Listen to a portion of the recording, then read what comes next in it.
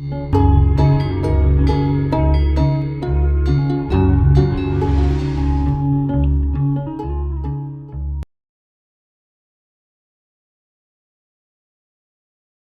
You Sumiti, thank you so much.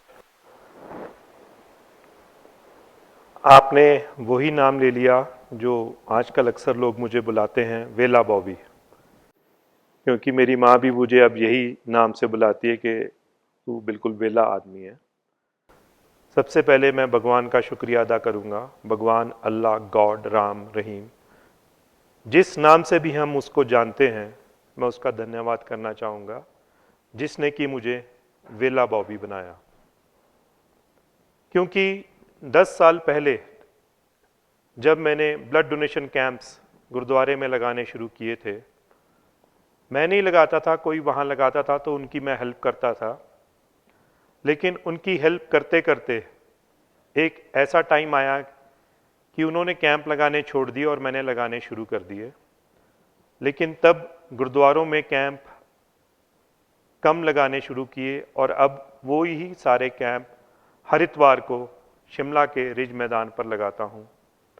अपने लिए नहीं लगाता, बेला आदमी हूँ, हॉस्पिटल्स के लिए लगाता हूँ, उन लोगों के लिए लगाता हूँ जो अपनों के साथ पूरे हिमाचल से, क्योंकि शिमला एक राजधानी है, प्रदेश के सबसे बड़े हॉस्पिटल शिमला में ही मौजूद हैं, कमला नेहरू हॉस्पिटल और आईजीएमसी शिमला। वहाँ ब्लड की हमेशा ही कमी रहती है, तो उसकी वजह से मुझे वो कैंप लगाने पड़ते हैं, क्योंकि मेरा नंबर शिमला के सभी ब्लड बैंकों के बाहर लिखा गया है। तो जब मुझे दिन रात उसकी भी कॉल्स आती हैं तो वो मुझे ब्लड डोनेशन कैंप्स हर इतवार को लगाने पड़ते हैं। जैसे ही डिमांड पूरी हो जाती है तो बीच में मैं भी संडे की छुट्टी कर लेता हूँ, फिर ये बेला बॉबी अपनी फैमिली को लेकर कहीं ना कहीं निकल जाता है। लेकिन जो मेरे लाइफ का बढ़िया एक्सपीरियंस रहा वो रहा डेड बॉडी वैन्स के साथ। ऐसा नहीं कि ब्लड डोनेशन कैंप्स बंद कर दिए हैं, आजकल भी लगाता हूँ। पिछले साल भी मैंने 3000 यूनिट हिमाचल के ब्लड बैंकों को इकट्ठा करके दिए, जो कि 60% ऑफ टोटल कलेक्शन है पूरे हिमाचल की, जो कि शिमला में आईजीएमसी और केएनएच के लिए इकट्ठा करके दिया और मेरी एनजीओ ऑलमाइटी ब्लेसिंग्स ने वो कैंप लगा कर दिए। बात आती है मेरी डेड बॉडी वैन की सर्विस की, जो कि मैंने आज से 8-10 साल पहले अपने गाड़ी चलाने के शौक के साथ इस सेवा को पूरा किया। मुझे गाड़ी चलाने का बहुत शौक था और वो एक ऐसी गाड़ी थी, क्योंकि शिमला में जो क्रिमेशन ग्राउंड है वो काफ़ी दूर है, संजौली में था वो उस वक्त, और उस वक्त लोगों में अब ये हिम्मत नहीं रही थी कि डेड बॉडीज़ को अपने कंधों में बांस के साथ लेकर जाया जाए 5 किलोमीटर तक। ना ही टाइम रहा है आज के दौर में किसी के पास कि वो डेड बॉडी के साथ जाए। आजकल तो एक ऐसा दौर आ गया हुआ है डेड बॉडी के साथ कि अगर किसी का कोई प्रियजन मरता है तो वो मुझे कॉल करके पूछ लेते हैं कि आप कितनी देर में निकलोगे या संजौली पहुंचोगे या किसी भी क्रिमेशन ग्राउंड, तो वो सीधा वहाँ पर उन परिवार वालों को सिर्फ अपनी शक्ल दिखाने के लिए आते हैं और एक होड़ सी मची होती कि बस अपनी शक्ल दिखाएं और निकलें। तो ये भी मेरा एक अजीब सा शौक है वेले बॉबी का, कि डेड बॉडी वैन को चलाना, और लगभग आज तक मैंने हज़ारों डेड बॉडीज़ को छोड़ चुका हूँ, वो भी मेरा एक शौक है। मैं कुछ एक स्टोरीज़ आपके साथ शेयर करना चाहूँगा जो मेरी उन डेड बॉडीज़ के साथ रही हैं, क्योंकि वैसे तो हज़ारों स्टोरियाँ हैं, रोज़ ही कितनी डेड बॉडीज़ छोड़ता हूँ, लेकिन कुछ एक स्टोरीज़ जो मैंने अपनी फेसबुक टाइमलाइन में भी डाली थी, लेकिन मैं हमेशा शेयर करना चाहता हूँ। जब कुछ अजीब घटना मेरे साथ घटती है तो वो मैं फेसबुक पे डाल देता हूँ कि आज मेरे साथ ऐसा हुआ। एक 9 साल के बच्चे की मृत्यु, एक हिंदू जिसको दफनाया जाना था, और एक लामा जिसको सूर्य की पहली किरण के साथ जलाया जाना था। ये 3 स्टोरीज मैं आपके साथ शेयर करूंगा। सबसे पहले उस बच्चे की, जो एक 9 साल का बच्चा था। शिमला में एक हॉस्पिटल है, रिपन हॉस्पिटल, जिसको आजकल डीडीयू हॉस्पिटल कहते हैं। कुछ साल पहले जब मुझे वहाँ से एक कॉल आई, जब मैंने ये स्टार्टिंग में सेवा शुरू ही की थी, तो मुझे एक कॉल आई कि आप फटाफट से आइए, रिपन से एक बच्चे को खलीनी में लेकर जाना है वो बच्चे की मौत हो गई है। जैसे ही मैं गाड़ी लेने के लिए पहुंचा रिपन हॉस्पिटल, तो वहीं से बॉडी भी लेनी थी, गाड़ी वहीं खड़ी होती थी। तो जैसे ही उस बॉडी को गाड़ी में डाला गया 9 साल के बच्चे की, तो उसकी माँ जो चीखी है वो चीखें आज तक मुझे सुनाई देती हैं, क्योंकि उस बच्चे का डायग्नोज ही नहीं हो पाया था उस हॉस्पिटल में। और पिछले 3 दिनों से वो यहाँ वहाँ, क्योंकि अनपढ़ थी, भटकती रही, लेकिन अनफॉर्चुनेट उस बच्चे की मौत हो गई। और उस बच्चे को जब मैंने क्लिनी छोड़ा उनके घर तक, तो सारे रास्ते अपने 2 बच्चों के साथ वो जिस तरह से उस बच्चे से लिपट लिपट कर रोई है, मुझे पहली बारी एहसास हुआ कि मैं कौन सी सेवा कर रहा हूँ। और मुझे उस वक्त, उस रात को शायद नींद भी नहीं आई, लेकिन मेरा एक मन बहुत पक्का हो गया कि अब डरना नहीं है, अब इसी काम को दृढ़ता के साथ निभाते चले जाना है।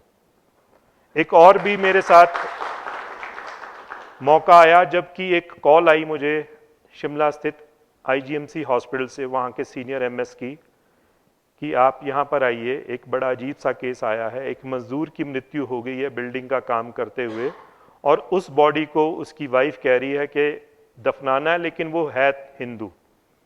मेरे लिए भी एक अजीब सी बात थी कि हिंदू को दफनाना और शिमला में ऐसी जगह ढूंढना, क्योंकि वो डॉक्टर साहब अपने सारे यत्न कर चुके थे, अब बारी मेरी थी। मैंने उस डेड बॉडी को जैसे ही गाड़ी में रखा, उस औरत, क्योंकि वो एक मजदूर विधवा बन चुकी थी और उसके 2 बच्चे उस गाड़ी में मेरे साथ बैठे, 2 हेल्पर्स डॉक्टर साहब ने मुझे दे दिए थे खड्डा खोदने के लिए, और ये कहकर उस डेड बॉडी वैन को रवाना कर दिया कि अब आपने इस डेड बॉडी को दफनाना है। अब हिंदू को दफनाना अपने आप में, मेरे ख्याल से आप भी जितने लोग बैठे होंगे, ऐसे कौन लोग हैं जो ये शायद जानते होंगे कि हिंदुओं में भी कोई एक ऐसी जात होती है जिनको दफनाया जाता है। वो राजस्थान के कुछ लोग होते हैं जिनको दफनाया जाता है, उनकी अपनी कुछ रीति रिवाज थे या मजबूरियां थी, क्योंकि राजस्थान एक रेगिस्तान है, वहाँ पर लकड़ी नहीं उपलब्ध होती थी, तो वहाँ पर ये कोई परंपरा चल बैठी कि अब उनको दबाया जाए। लेकिन वो परंपरा को कुछ लोगों ने अपना रूढ़वादी माहौल बना लिया कि अब उसको दफनाना ही है, लकड़ी होने के बावजूद भी।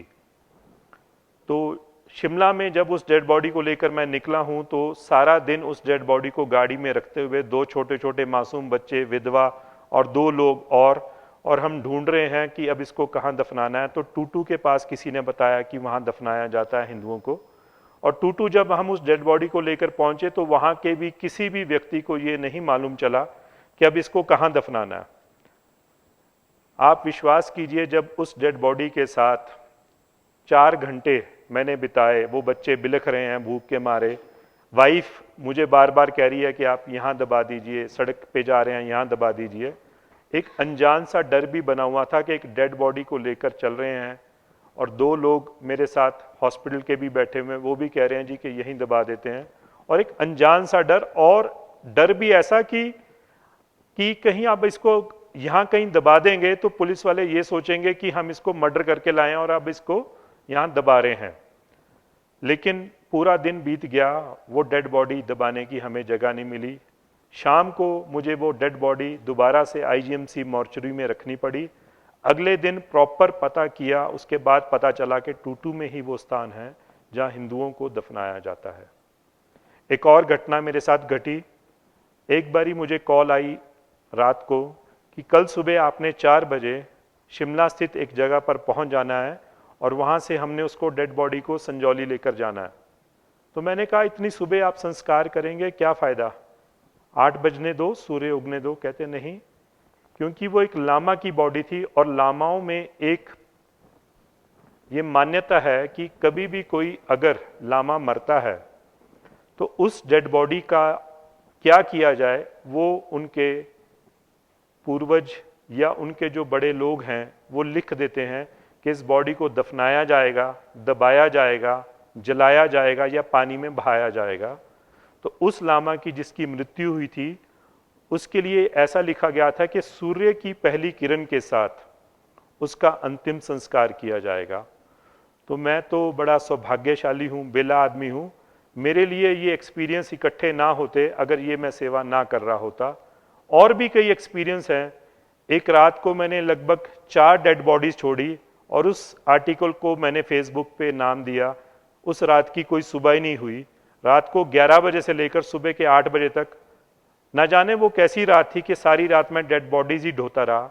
शाम को एक शादी में गया, उस शादी को अटेंड कर ही रहा था तो वो कॉल आ गई। उस शादी से जब निकला दूसरी कॉल आ गई, और जब सुबह 7 बजे सोने की दोबारा कोशिश की तो जिस शादी में रात को गया था उनके बड़े बुजुर्ग की मौत हो गई। तो आप सोचिए उस रात की कभी सुबह ही नहीं हुई मेरे लिए, और वो सारे एक्सपीरियंस मुझे प्राप्त ना होते अगर ये सेवा मैं ना कर रहा होता। मेरा ये एक्सपीरियंस परमात्मा की बहुत बड़ी कृपा है मुझ पर। ऑलमाइटी ब्लेसिंग्स की जो संरचना हुई वो इसी सारे एक्सपीरियंस के बाद हुई। पिछले साल 2014 को हिमाचल की एकमात्र मुफ्त कैंटीन ऑलमाइटी ब्लेसिंग्स, जो कि मेरी एनजीओ का नाम बन चुका है, हमने वो कैंटीन हिमाचल के एकमात्र कैंसर अस्पताल, और मैं तो ये कहूँगा कि बड़ा दुर्भाग्य है मेरा कि वो कैंसर अस्पताल अगर आप कभी देख लें तो आप डर जाएं। वो एक कब्रिस्तान से कम जगह नहीं है। वहाँ पर जितने भी लोग आते हैं वो तीसरी या चौथी स्टेज के आते हैं, और पूरे हिमाचल, चंबा, सिरमौर, भरमौर, किन्नौर और ना जाने कहाँ कहाँ से अपना इलाज करवाने आते हैं। लेकिन जब वो वहाँ आते हैं तो उनकी 3rd या 4th स्टेज होती है, और कहने को तो हमारी स्वास्थ्य सेवाएं सबसे बेहतर हैं, लेकिन अगर आप में से कभी कोई उस अस्पताल को देख लेगा तो वो ये ज़रूर मानेगा कि हम बहुत ही ज़्यादा पिछड़े हुए हैं। उस हॉस्पिटल में चाय की दुकान तक नहीं है, दवाइयों की दुकान तक नहीं है। और पिछले साल 25 अक्टूबर को हमारी वो पहली कैंटीन वहाँ पर मुख्यमंत्री हिमाचल द्वारा उद्घाटन किया गया। सबसे पहले हमने उस कैंटीन में सुबह की चाय रखी थी, जो कि मुझे लगता था कि लोग जुड़ते जाएंगे और उस कैंटीन में मैं बहुत सारी सेवाएं देनी शुरू करूंगा। लेकिन मेरे लिए बड़ी खुशी की बात है, 1 महीने बाद ही उस कैंटीन में हमने चाय के साथ बिस्किट, क्योंकि सुबह 7 से 8 हम चाय देते थे। सोच ये थी कि कैंसर का पेशेंट जो भी वहाँ पर आया है कम से कम उसे एक चाय का प्याला रोज़ सुबह मिलना चाहिए। आईजीएमसी जो कि हिमाचल का सबसे बड़ा अस्पताल है, उस हॉस्पिटल के बिल्कुल साथ ही लगता है, लेकिन पेशेंट के लिए वो काफ़ी दूर है। हमने जब वो सुबह 7 से 8 की चाय शुरू की, मेरी माँ ने उस कैंटीन का उद्घाटन किया जब चाय शुरू की, और उसके बाद जब फॉर्मली 25 अक्टूबर 2014 को हमने उसको फुल फ्लेज सीएम साहब से उद्घाटन करवाया, तो हमने चाय के साथ बिस्किट, और आज उस कैंटीन में सुबह 7 बजे से लेकर शाम के 4 बजे तक चाय, बिस्किट, दलिया पेशेंट्स और उनके अटेंडेंट्स को दिया जाता है। शाम को खाना खिलाया जाता है, और आने वाले कुछ दिनों में ऐसी ही एक और कैंटीन शिमला के सबसे बड़े हॉस्पिटल केएनएच हॉस्पिटल में भी मैं शुरू करने जा रहा हूं। और जो मेरी पोस्ट वेला बॉबी अभी आपने देखी वो हिट हुई, लाइक्स हुए, लगभग 3 लाख उस पे लाइक्स वर्ल्ड वाइड हुए। वो मेरी पिक्चर्स के लाइक नहीं थे। शायद मेरी पिक्चर को फेसबुक पे आज तक 500 से ज़्यादा लाइक नहीं मिले हैं। वो उस कॉज के लाइक थे जो कॉज मैं करता आया हूँ।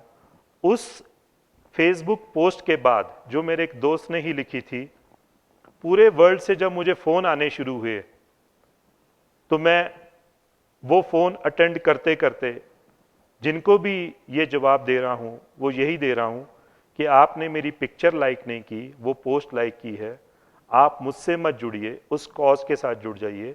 अपने शहर में भी हो सके तो हफ्ते में एक दिन अपने घर से कुछ एक कप चाय बनाकर ले जाइए और उन लोगों को पिलाइए जो आपके घर के नज़दीकी हॉस्पिटल में, केवल गवर्नमेंट हॉस्पिटल में, क्योंकि जितने भी लोग हैं वो सबसे पहले प्राइवेट अस्पताल में इलाज कराते हैं जो कि संपन्न लोग हैं। लेकिन जो मजबूर लोग हैं वो गवर्नमेंट हॉस्पिटल जाते हैं, उनके पास कई बारी पैसे भी नहीं होते कि वो इलाज कराएं, चाहे तो कहाँ से पिएंगे। मैं सभी लोगों से ये निवेदन करता हूँ, जितनी भी मुझे कॉल्स आती हैं, कि वो कम से कम हफ्ते में एक दिन ऐसे 40-50 लोगों को गवर्नमेंट अस्पताल में चाय पिलाएं, बिस्किट खिलाएं, और जब उनके साथ कोई काफिला जुड़ जाए तो वो ये क्रम रोज़ाना करें, और जब और भी लोग जुड़ जाएं तो वो खाना खिलाएं। अपने अपने रिलीजियस प्लेसेस से अब बाहर निकल जाएं, फील्ड में आके काम करें, क्योंकि रिलीजियस प्लेसेस में हमने जितनी भी आज तक फंडिंग की है उसके नतीजे आप लोगों के सामने हैं। उनके मरने के बाद वहाँ पर झगड़े शुरू हो जाते हैं प्रॉपर्टियों पर कब्जे करने के, कि अब इस संत की इतनी प्रॉपर्टी है, इस पे कौन कब्जा करेगा, इस संत की इतनी प्रॉपर्टी है, इस पे कौन कब्जा करेगा। और कुछ एक संत तो आजकल जेलों में अंदर बंद हैं, तो ये भी एक झगड़े चल रहे हैं कि अब उनकी प्रॉपर्टी का क्या बनेगा या उनके बाद क्या बनेगा। मेरा सभी से यही निवेदन है कि अपने नज़दीकी गवर्नमेंट हॉस्पिटल में अगर सेवा करनी है तो कीजिए, अपने रिलीजियस प्लेसेस से बाहर निकलिए। आपके रिलीजियस प्लेसेस में जितने भी लंगर लगाए जाते हैं वहाँ पर वो गरीब लोग पहुँच ही नहीं पाते, लेकिन हमारे लंगरों की ज़रूरत अब सभी अस्पतालों में है। अस्पतालों में जाइए, वहाँ पर असली ज़रूरतमंद है। मैं गुरबानी की एक तुक के साथ इसको यहीं समाप्त करूँगा। गरीब का मुंह गुरु की गोलक होता है। अगर हम किसी गरीब के मुंह में कुछ भी डाल देंगे तो आपके गुरु को वो माया, वो पैसा पहुंच जाएगा। अगर आपने किसी गरीब की सेवा कर दी, आपको जो एक फीलिंग आएगी, जैसे अभी समृद्धि ने बताया, जैसा कि उसका एक्सपीरियंस रहा है, तो मैं आप लोगों से भी चाहूँगा अपने नज़दीकी हॉस्पिटल में किसी दिन जाकर तो देखिए, उन गरीबों को कुछ खिलाकर तो देखिए। आपको जो संतुष्टि किसी भी बड़े से बड़े मंदिर में जाने में नहीं आई होगी, वहाँ उन लोगों की सेवा करने से ज़रूर आएगी। धन्यवाद।